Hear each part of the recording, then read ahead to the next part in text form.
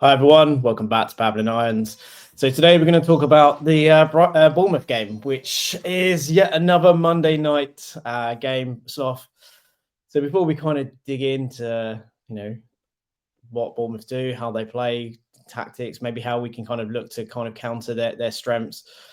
How are you feeling ahead of this one? Obviously, we picked up a result against Wolves, not necessarily convincing, but how are you feeling about this game against Bournemouth? I'm not confident. I think they've got all the players to hurt us. Mm-hmm. Some Know, players that we've championed for a long time as well. yeah. I mean, Semenyo in particular was a big, long time shout of mine, and someone that I was mentioning to replace Antonio, and he's just been fantastic for the past sort of 12 months.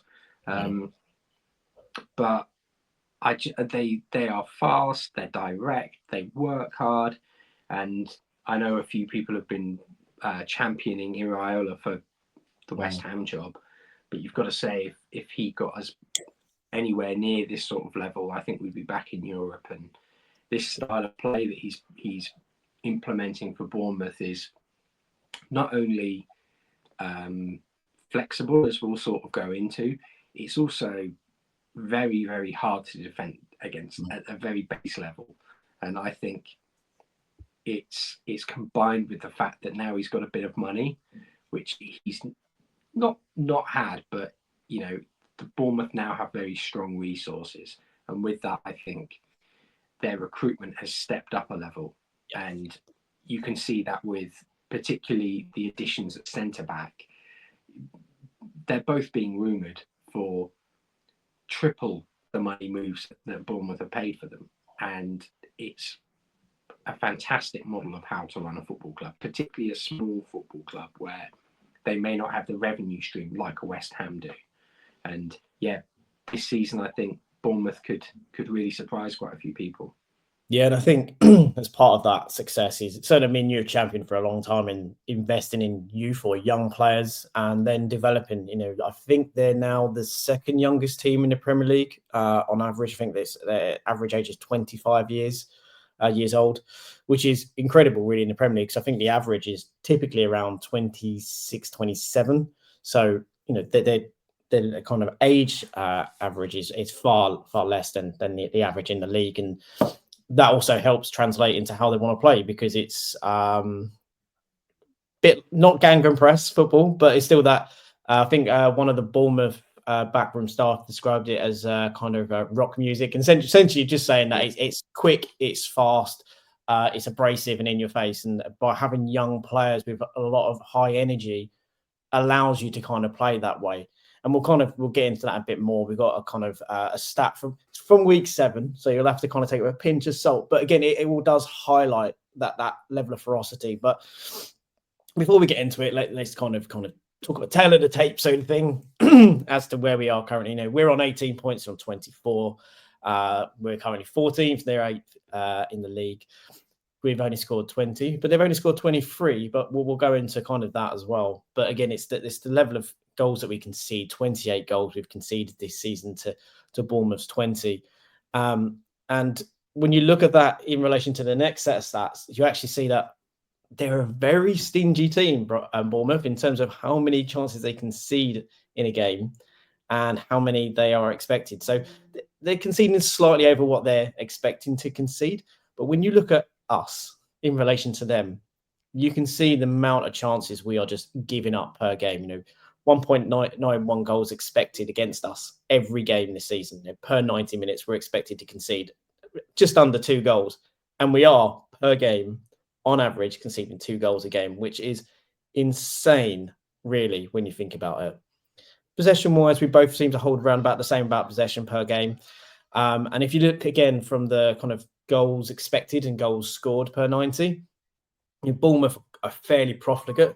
We're a team that concedes nearly 2 goals a game, going against a team that should technically be scoring almost 2 goals a game, which is quite a concern.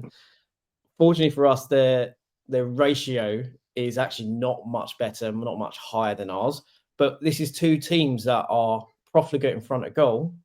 However, we as a club give up a lot of opportunities to the opposition, whereas Bournemouth even, are fairly stingy in terms of the kind of what is given up in games. So, yeah, we weren't feeling confident before. Those kind of statistics do kind of not put the fear of God up you, but does highlight that this isn't a game for us to underestimate an opposition, and it's not a game where we should be thinking, oh, well, we're going to kind of walk in here and get a good result. This is a team that really could hurt us, and they've shown this season coming from behind in some games. I think Everton, they were 2-0 down in the 84th minute and still went on to win that 3-2.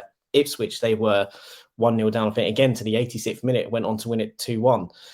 This is a team that does come from behind, and they've beat Man City already this season. They beat Arsenal, I think, 2-0. Granted, they had a man sent off, but they've got some very good results this year. And again, being able to be in a team that's come from behind in games shows just the level of commitment and conviction there is in that team. No, I completely agree. And I think when you look at the ethos around the football club at the moment, it is matching the manager's style of play. And I think when you look at West Ham in particular, there is just a complete and utter mishmash of every single level, from the recruitment to the management to the owner, and there is absolutely no set plan in place for how we recruit, how we play, and the players we bring in to do that. And one of the best signings of the summer, you could argue, is a great case for that in Aaron Wan-Bissaka. We've said a couple of times on the channel, where he's being played does not suit him, or where he was being played during these performances as more of a wing back did not suit his style of play. When he's come back into this right back style and more defensive minded, he's thriving.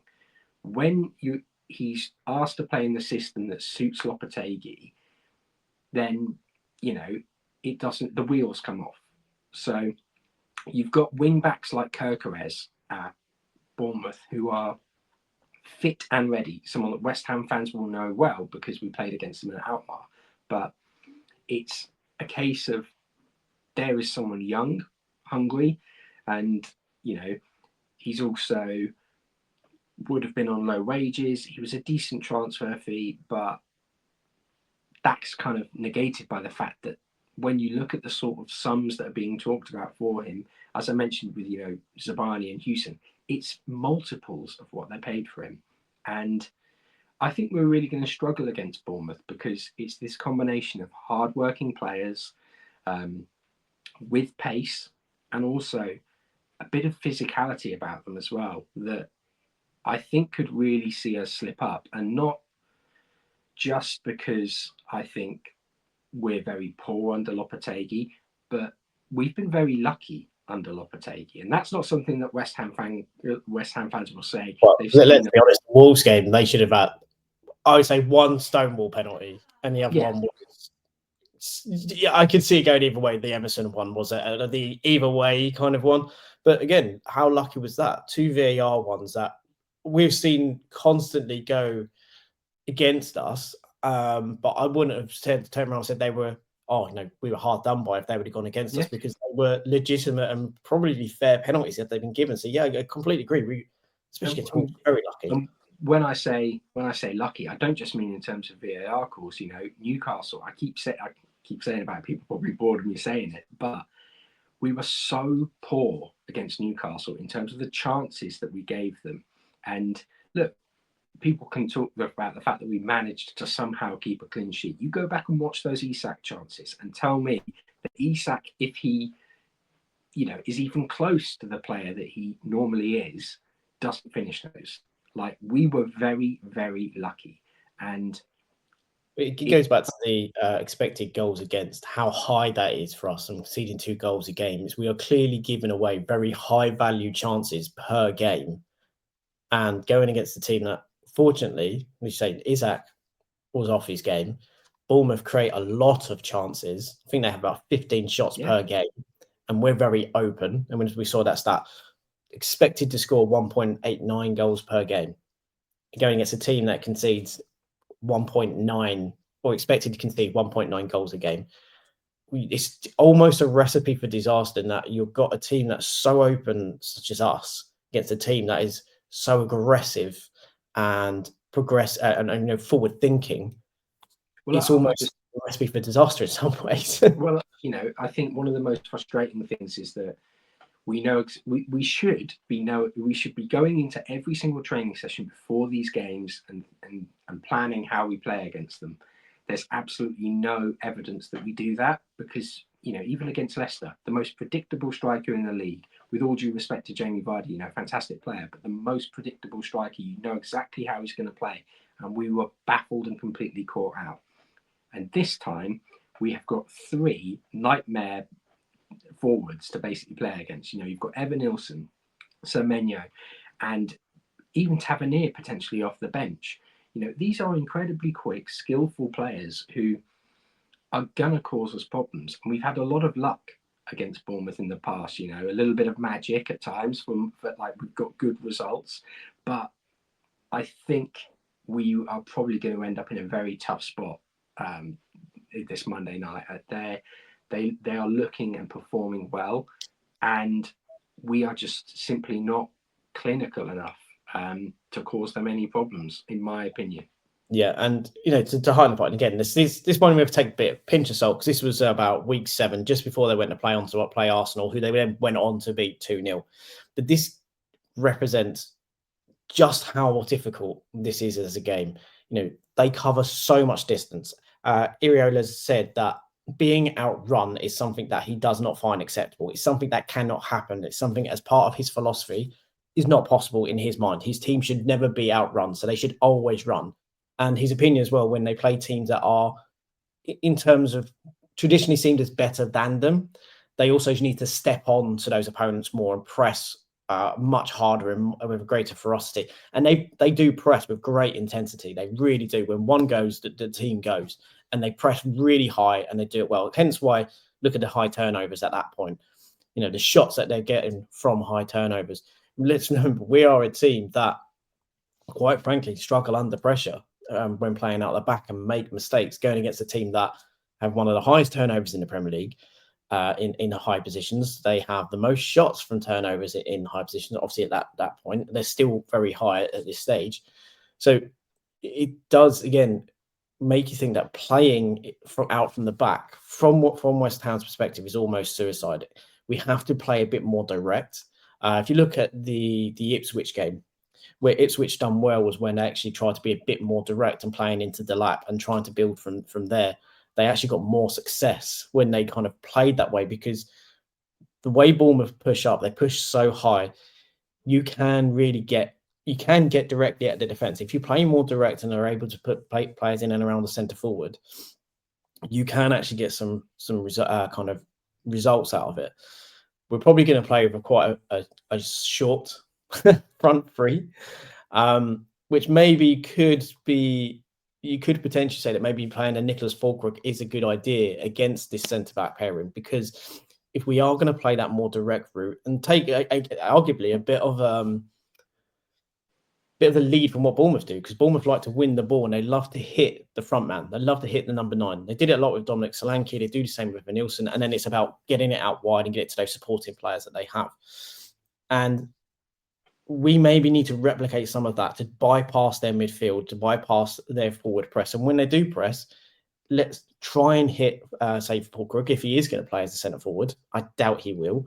But whoever plays as that centre forward, they're going to need to try and get it over and get it into their chest so they can control it and maybe force a foul as a player comes in behind. But then got to get in and around to support to then hit them. Because if you look at the games where Bournemouth played, their defense, you can get at their defense because they push so high with their midfield that once you get past that first second press, you have a great opportunity, because then it is most cases a 3v2 or kind of 4v4 kind of situation, because they are so aggressive, and you generally have your attackers against the defenders. They very much go for that kind of 1v1 approach, which very high reward, very high risk.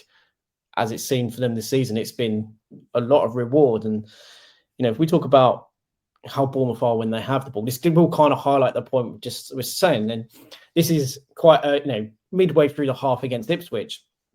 But you can see in this shot here that the 2 centre-backs are on the halfway line. Obviously, Ipswich is sitting quite deep. Cook it then kind of drops in to kind of offer an extra option in that kind of inside left channel, kind of making a bit of a back three, leaving Christie kind of on his own. But then you've got Smith holding the wide right, you've got Tavernier holding wide right, you've got Evan Nielsen occupying the two centre backs. So there's, kind of two easy really passes there. They can pass it into Christie, who's going to be under pressure, either from Delap or from probably Phillips. But as we know with Phillips, that's not really pressure. And then they've also got Cook as well that they can pass it into. But this is the thing with Bournemouth, that they aren't scared about mixing things up. They don't mind going a bit more direct. And they've got two centre-backs who are incredibly comfortable on the ball, who can bring the ball out of defence. They can play kind of those simple passes. They can hit long. But this is something we've got to be aware of, is that when they've got possession and when it's slow possession, they will immediately change the direction of the play by either hitting long diagonals into the wide channels or looking to, as we'll go into a bit more in a moment, look to utilise that left side where they're incredibly dominant against teams. And I think that's something that we've really got to be aware of, is that build-up play and not allowing them the easy outballs, and also trying to, again, counteract their ability to switch, because they will compact the pitch. Like we saw with Villa. Villa did it really well against us. They compacted the pitch, but at the same time stretched it by the use of very high wingers, very high pullbacks. And I think what's really interesting to watch is on paper Bournemouth play a 4-2-3-1, and there is no doubt about that when you watch the attack. But the pivot they have is so strong in the middle that there is always an outlet, and it's always one of them is moving to be the more advanced of the pivot. So there's more of a natural six, and it's literally like a 4-1-1, where there is someone who is directly in front offering a forward pass where they can move. And when you combine that with the pace of Kluivert, Sinistera, and, as you know, the attackers we've already mentioned, we just mentioned the bench players there. It's incredible. Tara as well, who's another one who's lightning. It's a really frightening prospect for any defender, because the pace they have is a nightmare. And we're watching a really well drilled side, but a very technically capable one as well. And I think that when you have the amount of players, you mentioned Zabrani and Huijsen, two incredibly strong, physically dominant defenders. And it's not just that they're kind of a one-trick pony in the fact that they are physically capable and quick. It's also that they're technically very strong. And when you come up against a side like that, they're going to be well up for it, and they're going to have seen how we defended. They're going to be feeling confident from set pieces. They're going to be looking to, hit those long balls in over the top, play it into space, and look to catch people like Mavropanos, basically watching the line or ball watching instead of doing what they're supposed to be doing. And I think we're going to have a real problem with this. Yeah, and you've mentioned Mavropanos, and I said about the left side dominance that Bournemouth have. This is something we are going to have to concede with, and this is a follow-on from the previous screenshot, but they play a long ball into the left, into obviously their left-hand side. They win the header, but as you can see, they will consistently and constantly create this triangle. Gyökeres will either come on the inside and do an underlapping run. You'll have Kluivert will come from the outside, from the inside and go to the outside. Your Semenyo will also kind of be out there as well. And Semenyo and Kluivert will constantly rotate between them. But again, there's a lot of power, a lot of pace in Semenyo. There's a lot of pace in Kluivert. Yes, he did a bit of a stat pad game against Wolves with the penalties. But again, you've got to convert them, so fair play. And he's their leading goal scorer, I think, now with 5 goals as well. But again, and Semenyo are both on 4 as well. So they've got goals in them. Absolutely, they've got goal. But as I say, the problem is they're slightly profligate. But once they start to find their footing in that respect and start to find the net a bit more, and again, once Evan Nielsen starts to get more involved in the patterns and more kind of in sync with how they play, again, they've got a bona fide goal scorer there in Evan Nielsen, someone that me and you have championed for a very long time, and it's again frustrating to see him. It's great to see him in the Premier League. It validates what we've said about him being a player who can play in the Premier League, but it was also incredibly frustrating when you see them at another club and doing quite well. But this is something that's we're really going to have to be aware of. And Mavropanos is going to have to be so switched on and communicating constantly with Aaron Wan-Bissaka. Is going to be a huge burden on either Souček or Soler, depending on which one sits in that kind of to the right side of the middle three to kind of manage where Gyökeres goes. And again, Kudus or Bowen, depending on who plays on that right side, they're going to have to do a lot of work in which to, again, monitor to help the Aaron Wan-Bissaka deal with whoever goes onto that left-hand side, because they're going to be ably supported. If Kluivert's there, you're going to then have Semenyo playing inside him. Again, vice versa, wherever they swap and Gyökeres. So that is going to be, for me, the massive battle. If we can lock down that side of Bournemouth, then I think we do have a chance to get at them, because that's the thing, because they push so high, because those three are so pushed forward on that side, they do then tend to leave a bit of space in the centre. This is where Ipswich also were able to kind of play out and get into the centre and then get it wide. If we're able to win the ball in that position when they've pushed up and then feed into, say, the likes of Soler, who can then release maybe Bowen or release Kudus, then in transition, we could actually, I think we can hurt Bournemouth. I think that's the two places that I can only see us causing any issues to Bournemouth is if we're able to break that first and second line press and hit them in transition with Bowen and Kudus in that left-hand side. The side that's very dominant for them, but it's very dominant from in terms of because they commit numbers forward. They always overload. I think that's probably the area we need to attack. And the only other area where Bournemouth have really looked to struggle has been set pieces, and oddly from long throw-ins. Ipswich, they conceded again one. I think Everton was another one where they conceded again from a long throw, not being able to clear their lines. That's probably, again, those are the avenues we probably have to attack. But again, we have to try and lock them down, which is easier said than done. I think that's the thing that concerns me.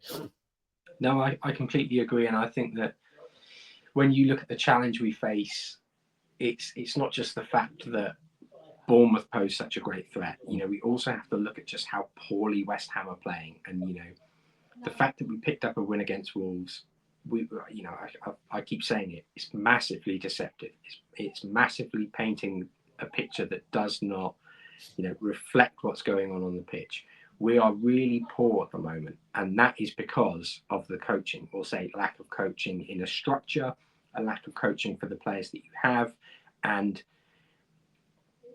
yeah, I'm going to sound like I'm being really negative because I've got nothing positive to go off on this. I think there's a lack of trust in the players in terms of what's been asked to do, and sometimes I don't think they know what to do. When we do seem to have those little periods where we're playing well, all of a sudden the players seem to have a bit of confidence, they try to play, but then the moment there's this kind of slight setback or something doesn't come off, that the confidence in what's maybe been asked of them kind of dwindles. And as I say, I think against Bournemouth, we've really got to try and hit them on set pieces. I'm not saying that they concede a lot in set pieces, but in the last 4 or 5 games, when they have looked to concede, it has come from things like long throws and stuff that have made it chaotic in their defence and trying to manage it. And the thing is with Bournemouth is that they do play it on like this borderline chaotic kind of approach. And when they look to attack, it's not complete gung ho. Eddie Howe used to have them play probably a bit more gung ho, I would say. But they do push forward with a lot of numbers, and when they press with numbers, which can be at times look chaotic, because if you're able to beat that first, maybe second line press, then all of a sudden, as I've said previously, you are almost directly on their centre backs. That's how, if you can get through it, you are essentially then defenders against attackers, and it is the back line versus your front line, and it's then about who is better, and also about how committed those Bournemouth players are to get back, and they are very committed. So you need to be sharp, quick, and have intent, and I think that's something we've struggled with. Even Kudus doesn't look to seem to attack with the ball as much as intent as he used to. And I think that it just hasn't looked as confident or as sharp or as dynamic under Lopetegui. I think I think that comes from the coaching, and the only player who's really stepped up in recent weeks is Bowen.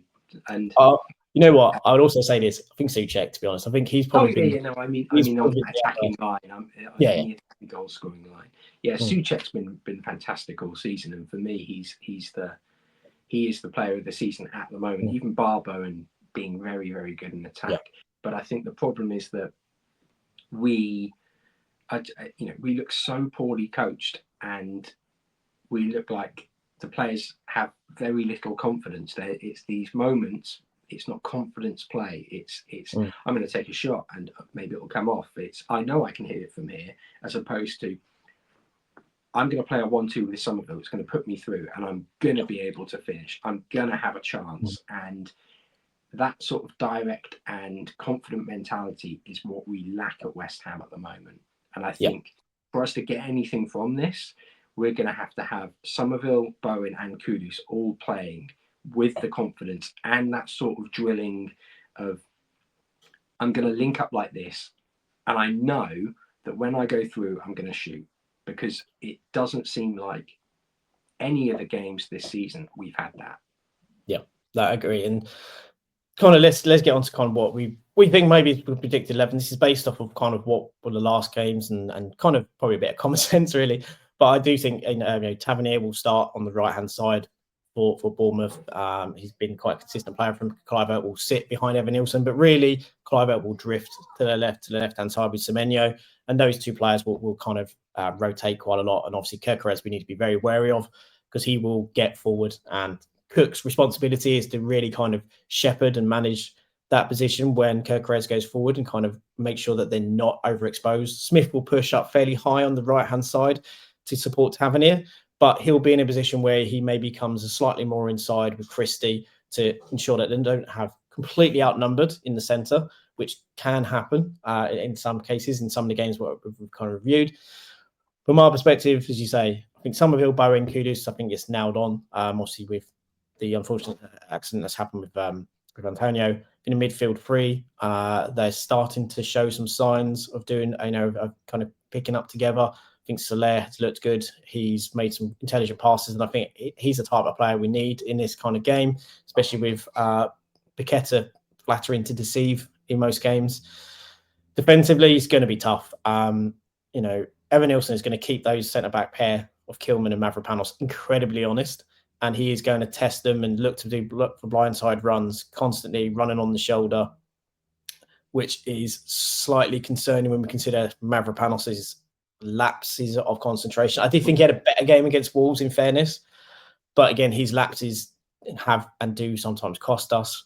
Wan-Bissaka is going to need to have probably one of the best games of his season so far, because of how much they commit on that left side. And I think he is going to be at times having to manage definitely 1v1s a lot, but he is going to have to manage 2v1s, potentially even 3v1s against him at times in the game. So he, I think, is probably going to be one of our most important players in this game, because of how much Bournemouth like to attack down that left-hand side and how strong they are. I think if Aaron Wan-Bissaka is able to have a very good game, then I think we are in with a shout. I think if he is completely overloaded and struggles, then I do think we are going to be in possibly for a world of pain. And we can get a Bournemouth, as I say. I do think that left-hand side, as good as it is going forward, that is probably our avenue to get at them and attack them. I think Somerville versus Smith could be interesting. If Somerville plays with the same level of directness he did against Wolves and attacks with the same level of pace again,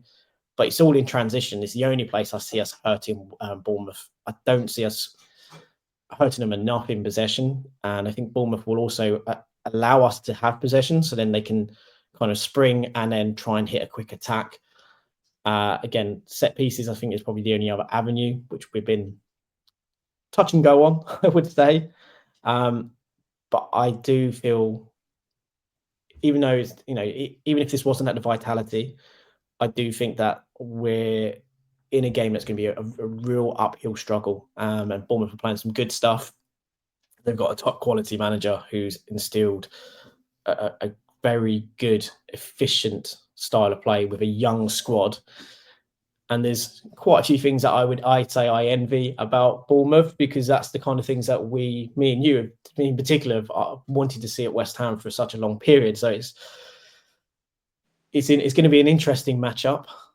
I personally think it might be 2, maybe even 3-1 Bournemouth. I hate to say it, but that's my prediction. I do think Bournemouth are going to cause us a lot of problems. I pray to God I'm wrong, and we go out there and have an absolute stormer, and we lock down that left side, and we hit them in counters, and we get maybe 1 or 2 goals from set pieces. But I'm not confident, but that's because I'm not confident in the manager, and I don't see enough in the players' faces and their mannerisms on the pitch to suggest that they are confident when they step on the pitch, that they can go out and get the results that they need. No, I think you're spot on, and I want to give a special shout out, because I think Cook has been fantastic for Bournemouth this season. I think he's he deserves an England call-up, in my opinion. I mentioned the double pivot they have before. He's been sensational in that, and I think his overall form warrants that England call-up. So I do hope Thomas Tuchel is watching Bournemouth closely, and if he is, even Tavernier, I think Tavernier has looked fantastic, but it's one of those things where I can't see us hurting Bournemouth too much. I can maybe see us getting a goal from a set piece or a quick counter, but as I mentioned, I just don't see enough from the coaching. I don't see enough plans. I don't see enough set ideas, and especially against individual opposition, I don't feel like we are planning for who we're facing, and that was really evident against Leicester. I think it's going to be evident again, and I would be surprised if we don't lose 3-1. Yep. So on that positive note, we're going to end there. But let us know your thoughts. Are you feeling confident about the game? What do you feel is the areas maybe we can get at Bournemouth? If you're a Bournemouth fan watching, what are your thoughts? We've been fair in our assessments of Bournemouth. Have we been maybe praising too much or overcritical in certain areas? But yeah, let us know. It's going to be a big one. We desperately need a win. Lopetegui needs it more, I would say. But that's where we are at this point in time. Results are more important than, arguably, I would say, even the person in charge of the club. We can get the results. Let's just do that until maybe we can find a solution on a longer term, a better solution than what we currently have. But yeah, on that note, we're going to leave it there. Thanks everyone for watching. Please do like, please do subscribe, please do share, and all of those things. And until next time, so there's only one more thing to say, and that is, come on, you irons.